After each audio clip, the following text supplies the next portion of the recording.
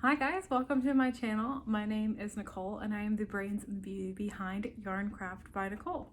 Today we're going to do something a little bit different than my normal Thursday podcast.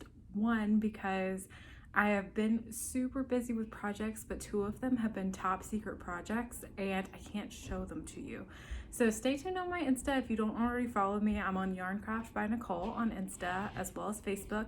And you will see pictures of what I was working on then. The other reason why I want to do something just a little bit different today is because I was tagged in a crochet tag from Heritage and Home Crochet. Deja runs that channel. She's great. She's super talented. And she had a list of questions that she was doing and tagging other crochet YouTubers, other crochet enthusiasts and designers. And so I wanted to take some time today to answer some of those questions as well as to tag another crochet YouTuber. So I pulled a handful of questions. I think she had around 20. And then I just pulled some of my favorites. So those are the ones I'm going to be answering today. Some of the questions that I didn't pull were like things like oldest yarn in my stash. And like, I don't really have a lot of old yarn in my stash because I just go through it very quickly. So like I said, I picked some of my favorites. You can find Deja at Heritage and Home Crochet. She's here on YouTube as well as on Insta, and you can see her full video. I'll try to put a link to it in the description below. So the first question that she asked was, how old were you when you learned to crochet and who taught you? So this question, I have gotten a lot and I love answering it. So I was about 12 when I learned how to crochet. I was a very creative kid. I loved to paint and draw, still do. And my mom was crocheting something, or maybe I just had asked her how to crochet because I knew that was something that she knew how to do.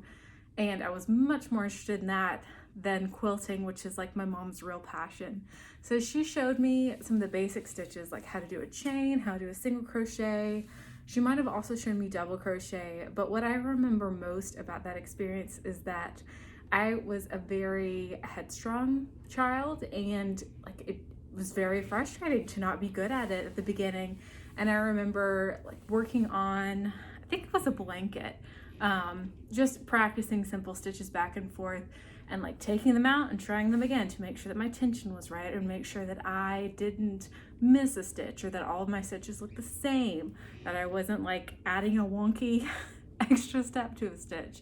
And I remember how patient she was with me, and you know, knowing my temperament, knowing that part of my process was like figuring it out myself once I had learned how to do it. And that's when I learned to crochet. And I've been doing it ever since. And part of the reason why I really love crochet is because a lot of it I did figure out on my own, and I did figure out through a lot of trial and error. And that's one of the reasons I really like crochet, is because it's very flexible and there's a lot of forgiveness to it. Whereas with your knitting, if you find a mistake, like you have to tink back and make sure that you're not losing any other stitches. And it's a lot easier to take something apart that's crochet and try it again than it is with knitting. And for me, crochet is a little bit more intuitive as well about how decreases and increases and lace stitches and gaps work. All of that makes a little bit more sense to my brain than knitting. But having said that, I do like the fabric of knitting, and it is something that I've tried a little bit. And one day I'm going to learn how to knit socks sometime. All right, the next question was the proudest make and why. So I've actually got two. I could show you a ton of my proudest makes, and usually it's what I finished last, but I can't show you those because those are both gifts. So usually what I go to and what a lot of people know as one of my proudest makes is this. This is the Adventure Tee by Eclair Makery, and it has an entire world map on it. I wore this in a couple of videos ago on my podcast, and it's great. Like, it has these cute little ruffle sleeves.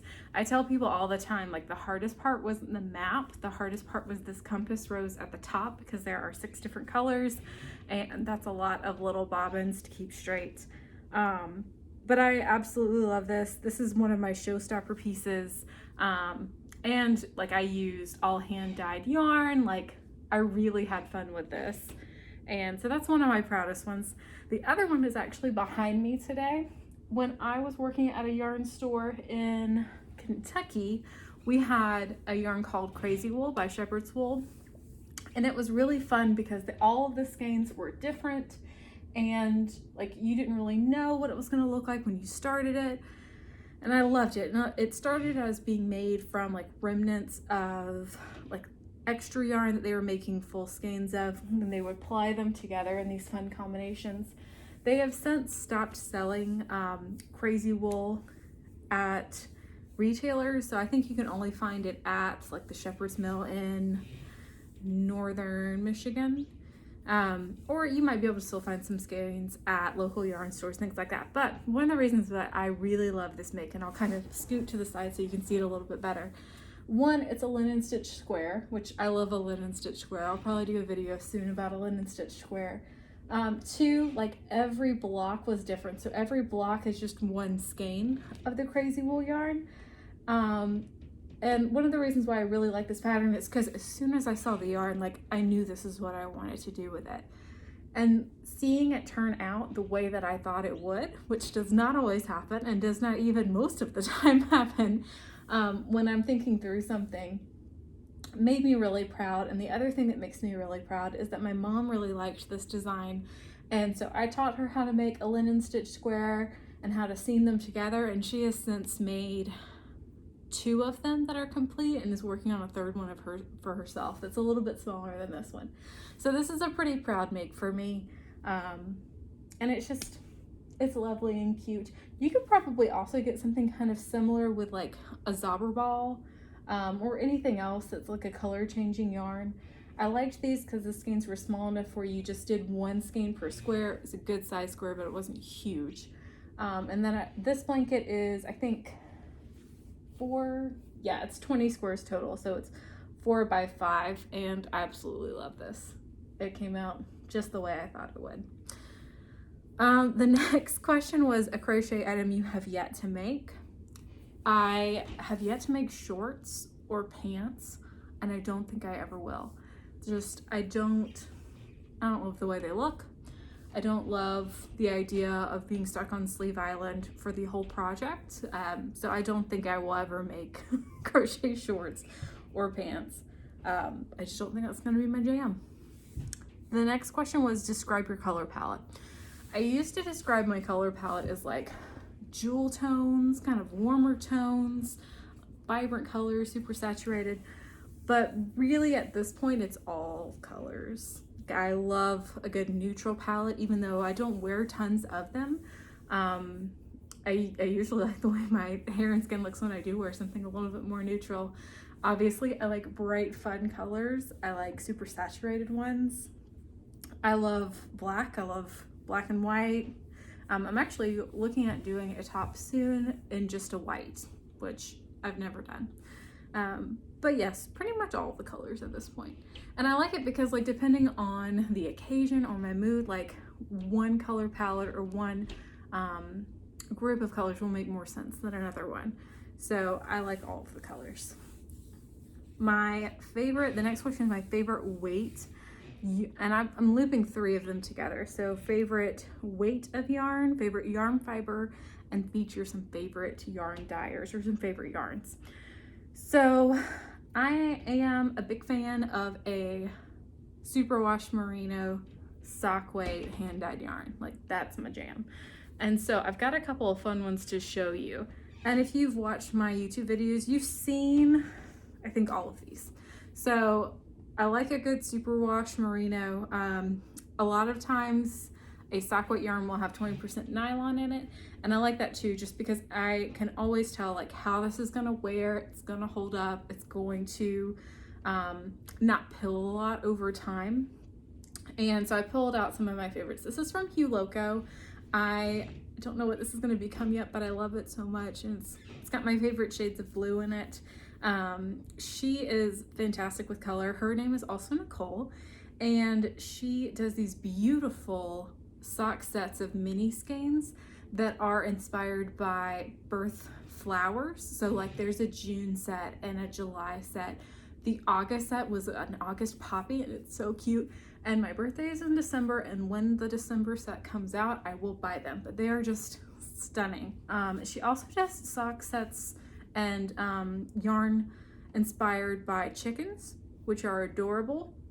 So you should check her out. Hugh Loco. She's one of my favorites. Even though I only have a handful of her skeins, I have plans for many more of her skeins. What I also like in a yarn, this is a hand-dyed yarn that I got from New Orleans, and this is called Dream and Color Yarn. This yarn is a fingering weight or a sock weight yarn, same thing. But this one has a little bit of cashmere in it, and it is very soft and very luxurious. So I love a superwash merino, but if it has a little cashmere in it, like, that's a treat yarn for me. And I love it. It's just Mardi Gras colors. I think I know what I'm gonna do with this one. A friend of mine, Emily Davies, released a pattern recently called the Meryton Shawl, and it's a single skein wonder, like a couple of the ones that I've designed, and I think it'll be perfect for this. It's a crescent shape with a lot of detail. I think that's what that's gonna become. You also know that if I'm gonna talk yarn, I'm gonna talk about Sorella. This is her Thank You and Good Night sock set that she did for her Netflix collection. A lot of times sock sets will have one full skein and one mini skein so that you can do the heels, toes, and cuffs in another color. But I'm going to be designing something that is wearable, that is not socks, that uses both. Originally, I was thinking a crescent-shaped shawl, but because there's so little of the black, I'm actually thinking this might become a cowl with like a bow detail, because I want it to reminisce. I want it to be reminiscent of the Marvelous Mrs. Maisel show, and she has a lot of bows and like very feminine details. So I think I might do that instead of a full-on shawl, and have something that's a little bit closer to the neck. But I love Sorella. She does a beautiful job with the yarns that she dyes, and she's great. Love her. All right. Oh, this one is also fun. So the next question is next pattern that you want to do. I have 3. So one of them is the yarns that I showed you in last week's podcast video for the confetti DK pullover. That is from Nomad Stitches, and it like fades from one color to another, and the beautiful linen stitch, which we know I love. I'm actually going to be packing that for my next trip, and hopefully we'll have a lot of progress on that to show you the next time we have a podcast. I'm also looking at doing the Easy Scallop Camisole by For the Frills. It's got spaghetti straps, it's got this cute little scallop detail, and because I have been wearing my Timberwood tank all the time, I realized that I want more crochet tanks, and it looks very cute, and there is a free pattern, and I think there's a video tutorial, and that is For the Frills. I saw it worked up actually in a Sorella yarn, and it is super cute, and I need one. And then the last one I'm gonna do that I actually already bought the pattern for is the Inverse Trellis Tee from Sweet Crochet Dreams. And it's got this little detail at the top and then on the waist that kind of alternate, and like a little bit of a lace detail. And that's the one I think I'm gonna make in all white, just so you can see the details a little bit more, and so I can layer it with other fun things that already have a lot of color. And that's from Sweet Crochet Dreams. It's the Inverse Trellis Tee. You should be able to find all of those on Instagram. If not, they should also all be on Ravelry. And I'm gonna end with the biggest tip for beginners. So since I learned as a kid, and since a lot of what I did was self-taught, one of the things that I would encourage all beginners to do is to be kind to yourself when you're learning to crochet, and to find a very patient teacher, because it's not something that everybody, it's not like writing where everybody learns as a kid. It's something that you are doing manually with your hands that might feel a little bit funny. You've got to hold your tension, you've got to hold your hook. Be patient with yourself. Also, like, there is no shame in like ripping out your work and starting it again, ripping it out and starting it again, because that's like getting those repetitions in is part of what helps get your muscle memory going and helps you to see and read your work. When I was showing my mom how to do the linen stitch squares, she struggled a little bit with how to do the corners and how to see the corners. So we ended up using stitch markers on the corners for her. But after she had done a couple of them, she would see some mistakes that she made. She's like, oh, I can read my work now. And that comes from practice. So having a patient teacher, whether that's somebody on YouTube that you've gone back and looked at their videos over and over again, or if that's someone that's physically sitting next to you, maybe at your local yarn store or a family or a friend, find yourself a patient teacher and be gentle with yourself. It's a very engaging and fun craft, and there's a lot of people that are out there doing new and fun things. So be kind, take it slow, and find yourself a patient teacher. And the last thing I'm going to do is tag another YouTuber. I'm going to tag Caroline for the Love of Crochet. She does a ton of amigurumi work. She has lots of great stash buster projects, and she has a very robust YouTube channel. So if you haven't checked her out, check her out, and that's who I'm tagging to do this next. Thank you guys, and I'll see y'all next time.